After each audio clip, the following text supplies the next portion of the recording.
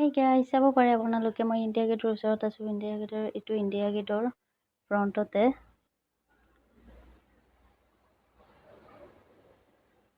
চাওক ৰাতিৰ দৃশ্য 10টা বাজিছে এতিয়া আৰু কিমান ধুনীয়া চাওক। আৰু ইয়াত যাব হ'লে এনেই সোমাব নিদিয়ে, সোমাব হ'লে টিকেট কাটিব লাগে আৰু 200কে লয়।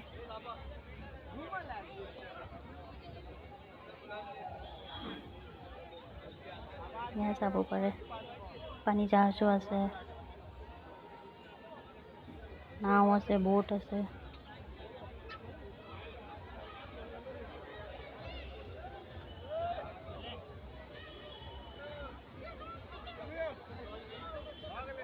তো গাইজ কেনে পালে ভিডিঅ'খন চাই?